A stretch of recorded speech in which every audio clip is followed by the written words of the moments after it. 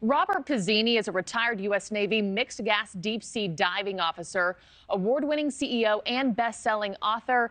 Bob, good morning to you. Thank you for joining us. I'd like to first get your response to this breaking news, this development. The Canadian aircraft teams are detecting underwater noises in the search area, possible banging sounds. What do you make of this? Well, good morning, and thank you for having me on. This is a sign of life, if you will, and it's I'd say a trustworthy sign of life. Tapping on a regular basis every 30 minutes is really their one and only means of communicating if all of their communication systems have failed. So to do it with the consistency of every 30 minutes means somehow they have awareness or consciousness of time. And could that come from anything else? You know, it's like you don't want to offer false hope to people, but could a consistent banging every 30 minutes, could that be anything else underwater that you know of? Yes, there's a lot of different things it could be. If the consistency also involved Morse code or some very deliberate message, then it's encouraging that it is a sign of life. But there could be many other things, creating this sound. Sound transmits underwater much faster than it does in air and in the atmosphere. And so it could be coming from a variety of different things. And as you know, this search area is massive. We're talking about 211 trillion square feet. You can't even fathom what that, but it's 60 football fields in length. You know, what resources will the Navy need to locate this submarine? Sure. So we're talking about really two different search areas. We're talking about a surface search area and the underwater search area. So I think it's unlikely the vessel is on the surface.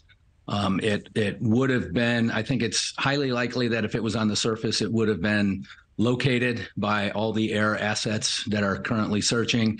And its emergency beacon, called an EPIRB, it's a signaling beacon, would have activated. Why it didn't release and activate, even if the vessel is underwater, is unknown. But, a simple push of a button would activate this emergency locating beacon. Okay. So surface search is aircraft, underwater search is much more complex. And I also want to talk about the oxygen supply. I think the world is following how much breathable air is left for these 5 people. It's dwindling by the minute. I believe at this hour they have about 23 hours of oxygen left. What's the survivability of this expedition? Even if they are found at the bottom of the ocean, is that enough to then bring them back up to air and to shore? Sure. So the life support system on board this vessel is a breathable air mixture. It's also removal of carbon dioxide, and then it's also maintaining temperature, a temperature that the human body can survive in. So those are 3 things that have to work together. If any one of those 3 things fails, then survivability becomes very challenging.